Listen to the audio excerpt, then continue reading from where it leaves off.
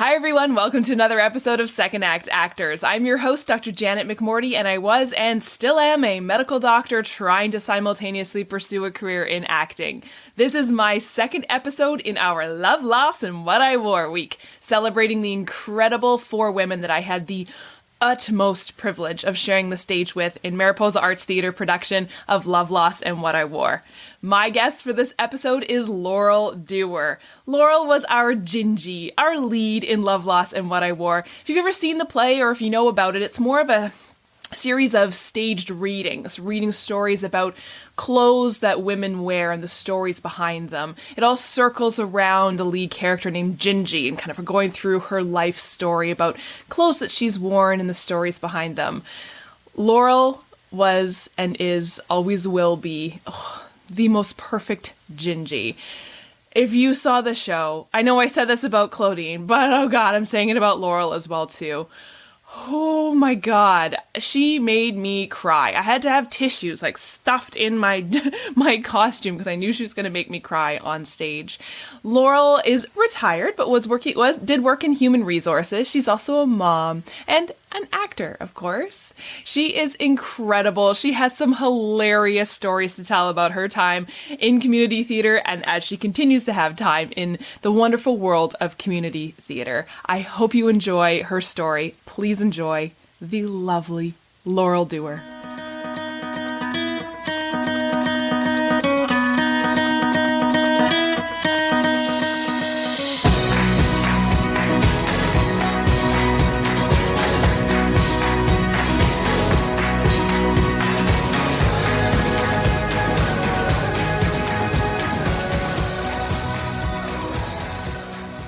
So good to see you.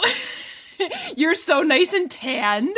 Well, I don't know. This isn't much of a tan. This is just hot because I'm wearing a turtleneck, I think. Because you're like, welcome back to Canada. And welcome back to, it's what, like minus 30 or something right now? It's insane. We were away in the best 3 weeks. It was so cold. Everybody's sending us pictures of the thermostat. Thank you very much. That was funny. It's a lot of snow, a lot of cold. Yeah, you picked a good time to escape.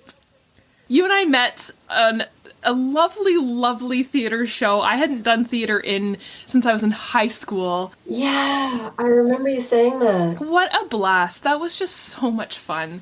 It was crazy. It was crazy though, wasn't it? Because it was so long before we actually got to really do it. Mm-hmm. And then, like somebody said, we lived with it for like 8 months. Yeah. And then we finally actually started rehearsing in serious, but not together. Yeah. It was nuts. It was so weird. It's one of those things where you want to keep all the memories because you hope something like this pandemic will never happen again in our lifetime. Just like, what a bizarre situation we were in with that play. I know. Well, as I'm going through your questions, that's one of the things that comes up is going to be a most memorable time in theater is our pandemic play show. 2 rehearsals in person before basically we opened. Oh, it was nuts. Absolutely crazy. Stressful, but amazing at the end. Well, yeah, tell me your story. How did you get into acting? How did you get to where we were on the stage of the Mariposa Opera House? Yeah, because you said you wanted people who were started it late in life, and I thought, but I've been doing it for so long. And then I started thinking back. I've always been interested in the theater right from, public school, but didn't have the guts to really do anything about it. And then it wasn't until the kids were born and I was early 30s that I got involved in a community group where we did this big musical review. And then that's where it started, and then after that I ended up getting into community theater. So I guess it was a second act. It really was. It's funny, I just thought of that. You were creative in high school. Yeah, I was involved in theater arts. I did all the classes. I was in the music. I was in the band. One time at band camp. Yeah, I got all those. Yeah. I loved it. Always wanted to go to see shows and everything. So the first big show was this in Stouffville. And it was this community group. And for years and years, they've been doing this big musical once a year, one weekend. That was it. And it worked on it for months. It was insane. Like how long it took to put this together. And so I was always involved in the dancing a little bit of skits in the dancing group. And I did that for years. And when you asked about first act, second act, I kind of thought my life was actually in 2 acts. And then in addition, added on the theater later. But the first act being meeting, falling in love, getting married, having kids, starting work, finding a way in my career. And then the second act was really after separating and divorced, and then having to go back to work and finding a new career, not a new career, but building it again and becoming independent. And this is when the kids were little. So those were, like, that was sort of a before and an after part of my life. But the theater stuff didn't happen until that second act, really, for me. I don't know why, it's just the way it worked out. Just other things kind of took priority. Yeah, and probably just busy with life.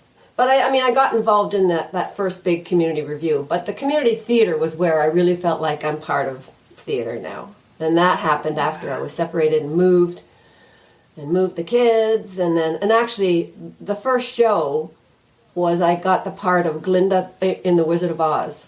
But it was Glinda and the witch. So it was the good witch, but it was also Annie M.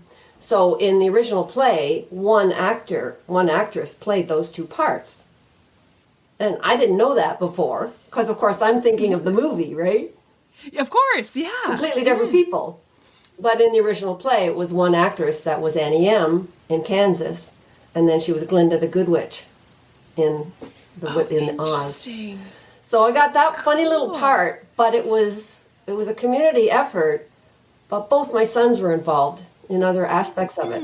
So they had a bunch of friends from high school that were in the show, and I got this part to go to play with them, and it's like, oh my God, this is the best ever. It was amazing. Isn't that funny? It brings the kind of it brings the family aspect into it that you can enjoy with them. Yeah, because, well, my boys are both into music and big time. And so they had that creative aspect too. I wasn't a hockey mom by any stretch. I was pushing the kids into music and theater and everything else. So that was a really, really big bonding time for us, I guess. What was your career that you said in your first act? Well, I started out initially in personnel. That's what it was called then, HR. And then after I had to find my way and work my way back up into working again, it was in EAP as an account manager, employee assistance. And I've done that until I retired. So that was great. I worked with HR, so it was a really good shoot-off point. Yeah, it was a really good job for me. And one of your questions was, what are the similarities? And I think that in the job, I did a lot of presentations and training. And so that certainly was an aspect of the job that I loved. And that's what gave me joy. And I can see how that's similar to being on stage and presenting something. You know, you're presenting yourself in another role. Have you ever taken any like acting classes or anything like that? Or has it just been pure community theater? Yeah, just community theater and just other than high school, right? And a little bit in university. But no, it's just I love on the stage with friends. It's so fun. Community theater is so, I don't think there's anything better, honestly. Yeah. Just for the pure love of it. Absolutely. And the community part of the community theater, the people. I think that's it. It's like, it brings people together who have a similar love of this thing, so they have that in common, but they still comes from all different walks of life. And I think that's one of the things I love about it, is that you get to meet so many interesting people and just on different viewpoints. And man, there's been some drama, not just on the stage, but backstage. And I know we've all had it, we've all seen it, but I don't know, it's all part of it. I love it. It's just like, just watch all this stuff. Watch the tears flow. Oh my God. And like deal with it and help somebody. And, you know, you're going to get over it. And he's an asshole. Don't worry about him. Oh, it's just fun. It's just fun. And there's something that's so unique, I think, about it, where you're all coming together for a purpose, a common goal, which I think is kind of missing from a lot of places, I think, in our life. And I think the community aspect of it, where it's, kind of most of it's volunteer, you're doing this for the pure joy of it, but you're all coming together to have this common goal at the end of this fantastic performance. It just bonds you. Bond, exactly. Oh, yeah. And you just become so tight, at least in everything I've been in. Yeah. There is this incredible bond and connection with the people you're with, and you become such a family for such a short period of time, and then it's over. Yeah. And it's like, I'm so sad, but I'm also so happy that it's done. It's so weird. I'm always in conflict. And I'm always in conflict when I go out. I mean, I love doing auditions. Some people hate it, but I love it. And I guess that comes through maybe, and maybe that's why I get the parts. Because there's not a lot of parts as you get older as well. There's that. But then I get the part and I go, shit. I can't do this. It's too much. And so there's the conflict again. I started. It's too much. I'm going to run away. I want to run away. And then you don't. I think that's one of the things that I've learned in my life, is that life will kick you in the butt, but you don't have a choice and you got to keep going. And so you actually learn from that and you become stronger. So I've certainly had some very heavy experiences, and it helps you believe in yourself so that you can take a silly role. And it's like, for heaven's sakes, get some perspective. You're going to have lots of support, and it's going to be great, and you're going to feel so good at the end of it when you do it, and you face it. You face your fears, and you get through it. And that's what's allowed me to just keep going, because you learn. You figure it out. I'm going to do this. I'm stronger than I think. So I've really grown over, the course of these few decades, and found out, and that's something I like to tell my kids and anybody, is when you get hit hard in life, you're going to go through it, and it's going to be hard, but you're going to come out of it. You got to have faith that it's going to be better, and that you're going to be happy this happened to you. At some point, you're going to be happy that you lost that job, because you're going to find something that's going to be so much better for you, and you're going to grow from there. And if that's not the one, it'll be another one after that, and you just know it's going to get better. I just feel like maybe that's the optimism part of me, because I am an optimistic person. I wouldn't be able to live otherwise. But yeah, there's lots of similarities in life and doing the community theater. But I have a lot of friends in the community I live in, and speaking of volunteers, this place that I live works on volunteers, so it's amazing what people will bring. But they look at me and they think, how do you do it? And I love that. I have this neat, interesting thing that I do that not a lot of other people do in your social circles. And it's fun being able to say, you're going to come out and see my show. And then a whole bunch of them do, like at Love and Loss. And there's the one night when there's like this whole section of women that were all my people I know. And it's like, oh, it's just so good for your heart. It really is. Where do you think that optimism came from? Oh, I just think that's just who I am. Yeah? I think I was born with it, yeah. Genetic? Yeah, I do. Or maybe the way I was raised, a social thing as well. I had a mom who was very sweet and always looked on the bright side of life, that kind of thing. Yeah. Mm-hmm. And it's just nice. It's just nicer to live that way. I've been around people who are negative, and they just drain you. I don't want to be like that. What do you like about the audition? Oh, because I don't care if I get it or not. It's not absolutely imperative that I get this part. And sometimes I really do want it, but I'm not expecting it because there's so much talent out there. Mm-hmm.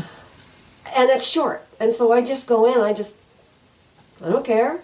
Like when I was a lot younger, I would have been way too shy to do that.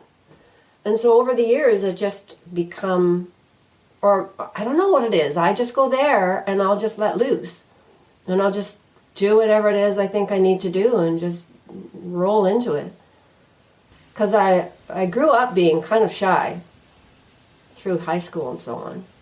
But I always knew I had this thing in me where I wanted to just show everybody, this is who I am. Yeah, I remember one time my dad even said that to me. And I said, I can't go out with that guy. He's too square. And he goes, well, you're square. Oh, hurt me. I had no idea how much he hurt me. But I looked that way. I acted that way, right? Yeah. Yeah. So auditions, I just think are fun. And I just love sort of going in and just blowing it away. Well, and if the pressure's off, that's huge. Yeah, that's part of it for sure. Because then I'll freeze in the actual show because the pressure's on. And then if you freeze, you screw up. Yeah. And you forget a line. And you're just like, where the hell am I in this show? Well, so do you feel nerves? God, yes. Yeah. Yeah. Oh, God, yes. Mm-hmm. I've never gotten over that. And yet you still go back. Yeah. I don't understand that, honestly. You tell me why. Because I love it at the end. But no, there's always those... The kind of shows I totally love and I don't have nerves is when you're in a group and you're part of an ensemble. Mm-hmm. Because you're just... There was... what was the show? It was in Aurelia, because I haven't done that many here. Oh, Lucky Stiff. That was hilarious. And it was just a fun musical, and I was like, I got to dress up in like 4 or 5 different outfits and come on in different roles and different types of people, and it was hilarious. No nerves with that at all. Wow. But if I'm a principal, and you got a whole bunch of lines, then the nerves will kick in. But then once you get rolling, and it's great, and then I'm okay. And that's the thing though. For me, if I think about it too much, then I'll freeze up, and that's when I'll screw up, right? Like you gotta feel confident, and then you're fine because you know the lines, but they just blank out if I'm freezing. Yeah. I wonder if, like, with community theater, with the support being there not only from the people on stage with you, but also from the audience, because I think there's a bit of like, oh, not that community theater, I don't know, community theater, there just isn't the, oh, this is going to sound nasty, like expectation, but it's not like it's a bad, like there's still, it's like professional level theater, but everyone's just there, you know, to have a night out to enjoy Right. community members watching other community members. Yeah. So I think there's just so much more support from the audience. I'm rambling, but I think about like the improv, right? Like, Yeah, that's frightening to me. it was terrifying, but there was so much support that came from the audience, even though I was like, nothing that I'm saying is funny, but I could just see people in the audience just being like, yes, yes, trying to give you support. Yeah, because they really do want to love you. They want to Yeah. love you, and I don't think that exists in a lot of places in the entertainment industry, honestly.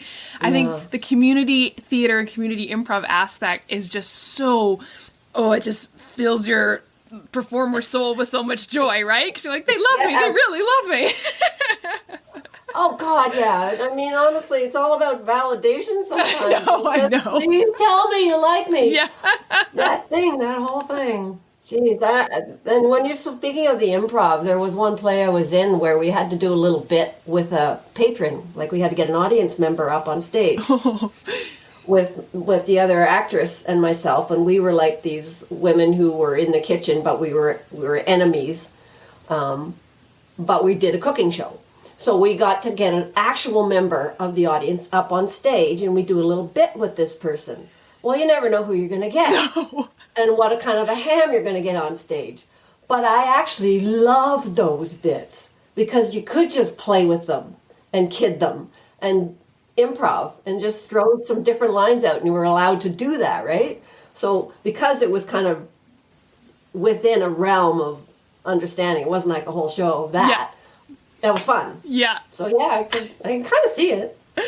The improv thing. Do you have any advice for anyone who has always been kind of interested in theater, but again, like you were saying, has never really, I hate to say like had the guts, but just kind of. Yeah. Do you have any advice for anyone? Oh, just keep going out and going to auditions and just have fun with that. And don't worry about getting a part. And if you really want to be part of the team and part of the group and anything, do something with with the theater group. Because, of course, we always love to have anybody to come and help do whatever. Backstage, do all kinds of things you can do to be part of the group, be part of the family. Just keep going out. And then just being part of auditions, you learn a lot. You get to meet people, and you see the same people again and again, too. Yeah. For sure. Do you have any crazy stories from your time in theater? Please. What kind of a question is that? I think that's one of the main reasons we're in it, is for the stories. Is for the stories, yeah. We go out afterwards, and everybody's got a story. It's the like, best. Wait, I got one for you. Listen to this. There's so many. Best part of it. Just laugh at ourselves. Other than the scary ones where it's like, you completely blank. Yes. And you get rescued on stage. Those are horrible. Yeah. Because you really feel bad because you let down your family. Yeah. Even though nobody else cares. I know. Yeah, but you personalize it. But you hate to do that. There was one fairly recent one in Aurelia. I played the wife of a man who was having an affair with my sister. And I find out later on it. So in it, I get to yell at him, slap him, but I also get to roll around on a rug and make out with the same actor. So that's always fun. Kissing on stage, that's always fun. Like those. Oh, and then when I was thinking of one this morning where I was on stage and I was like the mom, and my daughter's boyfriend was sitting over on the kitchen. I was chopping vegetables or something, and he was sitting at the kitchen table, and I'm basically interrogating him. And we finished our lines, and the guy who was playing my husband didn't show up. So I was like, silence. So because I was chopping and the role was I'm kind of asking him pointed questions, I kind of pick up the knife, and I just hold it, and I just give him a look, and I'm holding it, and it worked because it was part of because I didn't have anything else to say, and then I didn't want to say too many improv things because it would just ramble, and then he comes in, but late, but that's all I did. It's like, hey, that worked, thank God. That's awesome. Oh, so funny. There's nothing greater and more terrifying than live theater. Yes, absolutely. Well, people always say that, aren't you? It's like, yeah, are you scared? Yes, it's terrifying sometimes. It's terrifying because you can't redo stuff, right? Like you can obviously in film and TV. Like you can... I was listening to an interview with, I think it was Denzel Washington. He was talking about he had done like Othello or something like that on stage and then is now doing a movie version of Macbeth. And they were talking about the difference between the stage and the screen, where he's like, screen acting is so easy because you can do 2 sentences of a script and do it 6 times and it's done, right? But when you're on stage, the stamina that it takes, and you really only have one shot at it. Like it's just, it's incredible. And that's why live theater is so exciting, because it's never going to be like that again. That show necessarily. And you might have one show where it's all kind of sloppy and nobody feels that great, but then the next show, it's just clicking and we're so on. And that's why the stress in our show, in Love Loss, when we only have those 2, maybe 3 times together or putting the whole thing together, not enough rehearsal time to feel confident. So that was really stressful. I knew we'd get it done, but boy, did we feel good once we had a show under our belt, and then it really snapped along, and it worked. It worked really well, like better than I thought any of us thought, for that kind of play it was, right? Exactly. Well, I think it's a testament to us, obviously, because we had to connect so quickly. And I mean, like, we were together constantly throughout that time, right? Like we were like, okay, we're going out for lunch, we're going out for dinner, we're just going to hang out. We need to become best friends in these next 2 weeks. Otherwise, it just won't work. No, God, no. I know. It was actually quite remarkable walking into our little change room before shows, and something big's going on. But everybody was just there to help. And then the next night it was somebody else. and it was lovely. It was really lovely. It was a very special time. It was a very special time. It just felt like this, like breather from the pandemic, and just a wonderful group of people to be involved with. I loved it so much. It was very stressful, but yeah, it was just great. No, I'm so glad I did it, because there was, for a while I thought maybe I won't bother. It's just crazy times, and let's not do it. And then I thought about it again, and I thought, no, I'm going to regret it if I don't do this, because I really like the role. Mm-hmm. Yeah. And then having met everybody, it was just like, no, this is going to be really great, and just love getting to know everybody on that show, and also in any of the shows. It's just so cool to have these friendships that are so quick to bond, and then over the years, even if you don't see anybody, you meet again, and it's just like, oh my God, it's so good to see you, and you've got all this stuff that you have in common, and I just think that's really powerful. It is. I think it's very unique. You can't really replicate it anywhere else, I don't think. The bond that you get from sharing such vulnerability on stage. Yeah, so intense like that, right? Yeah. Is so intense. Yeah, absolutely. Is there anything that you're looking forward to coming up this year? Well, I'm on the board, and I'm getting a kick out of doing that. It's really nice to be also part of sort of planning people and having a say and having an influence, and also just kind of being in the know, like being part of the cool crowd, sort of. Right. But just having a little bit of behind the scenes information and understanding, but also having a say and an influence on how we're going to make things happen. But it also is a lot of work, because you want to step up and you do as much as you can to help things along.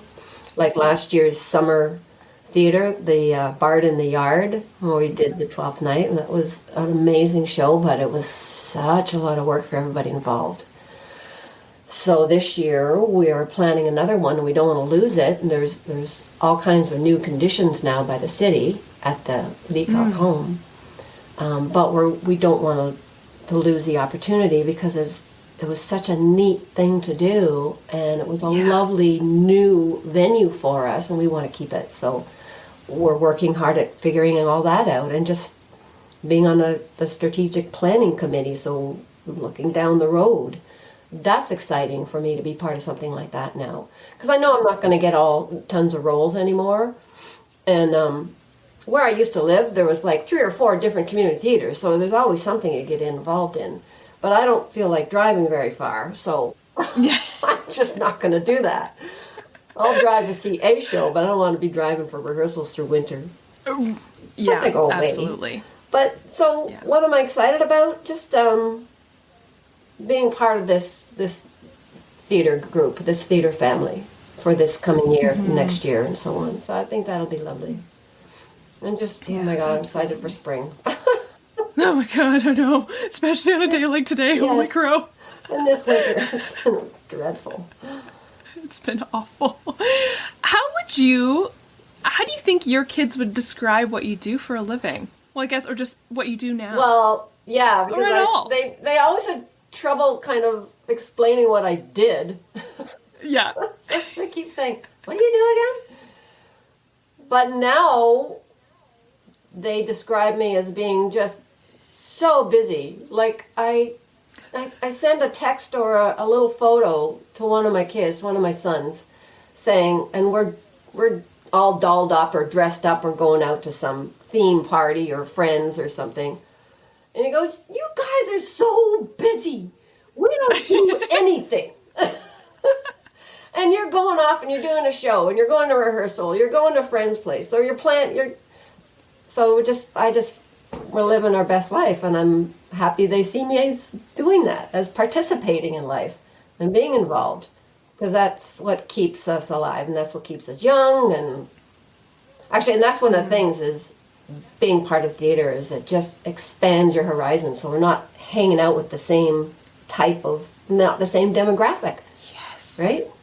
Like being friends with you. This is so cool. I think that's a huge part of it, especially for some that I've heard from others who I've talked to, but also I feel for myself. When you have had a career or a life or a first act or whatever, you can start getting into, you hang out with the same people all day, every day. And it's hard to kind of break that if you kind of get into a habit. Totally, because it's easy. It's easy. Yeah. And so moving into a more of a creative atmosphere, I know at least for myself, like you were saying, you meet all these people that I never would have met if I just kind of stayed in the same lane driving down the road that I've been following. It's just been incredible, the people that I've met, you know, meeting you, meeting everyone in Love Lost, and just the improv group, and in the midst of a pandemic, like when I wasn't expecting to meet any new people. Like it was just, yes, lovely. Yeah, you make that bit of effort. And I think that's the thing I'd like to give to my kids, is just go, make the effort, reach out, don't be afraid of it. You know, open that door and go for it. And if it doesn't work, then leave that house and go find another door or whatever. But it's just, you got to just keep doing what you love and find new things that you love. And that it's just so good for your life and good for your mental health. What's the worst that could happen if you get out there and try it? I mean, especially something as supportive as community theater, right? And you always learn from it, so it doesn't matter. And you got a good story. That's what I usually say. You got a good story, so if Janet bugs you to be on her podcast, you can tell a story. Do you have any other, like any kind of final words of wisdom or advice or fun stories or anything from your career as a stage actress? Oh, gosh. Like, I never really thought of myself as being an actress. I act because I don't feel like I have the value as an actress to call myself that. I am. You know, intellectually I know I am. But that's that validation we're always looking for, and self-esteem issues, I guess. I was in one play where I played the lead, and we had this little ceremony, and I won Best Actress out of a group of a bunch, you know, for the season. And that was pretty cool. And it kind of made me think, maybe I'm pretty good at this. Maybe I should just keep doing it, what I like to do. And it's just like, oh, give your head a shake. Yes, you're fine. You're good. You're not good at everything, but you like it, so just keep doing it. And if somebody says you're good, well, that's lovely, but it's nice. It's nice to be good at something, so you want to hear it. That's all. Absolutely. But that's the thing. You can get better. And so it's always good just to keep going and trying new things and step outside your comfort zone. Yeah. And then, and then live your best life. So looking back, so I've done lots of great stuff, so I'm pretty happy with it. Pretty proud of what I've done.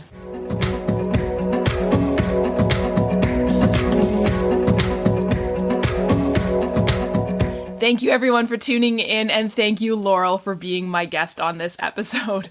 I was just reminded of, I just saw Laurel for the first time since we were in the show, the first time in person a couple weeks ago when she hired our improv troupe to do some improv for her community where she lives. And I think we pretty much tackled each other. It was so wonderful. I'm still on a high from seeing her in person again for the first time since the show. She's just, such an incredible human being. Laurel, mwah, I love ya.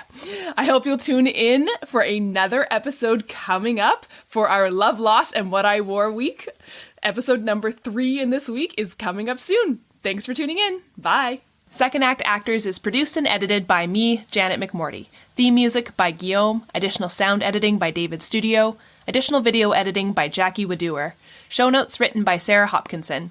I record using Riverside FM. If you're interested in developing an interview-based webcast like mine, I highly recommend this platform. Shoot me an email and I'll direct you to the wonderful folks there. If you or someone you know is interested in being a guest, email me at secondactactors@gmail.com. Don't forget to like, subscribe, and share with your friends. My love language is words of affirmation, so compliments, constructive criticism, and feedback are always welcome and encouraged. Negative Nancys, Judgy McJudgersons, or Debbie Downers, unless you're Rachel Dratch, regarding me or my guests are not welcome. It takes serious courage to share your story with the world, So if you're tempted to negatively comment about someone else's story, please ask your therapist why you're such a garbage person. Save the drama for the stage. On that happy note, I hope you'll tune in next week for another episode of Second Act Actors. Bye!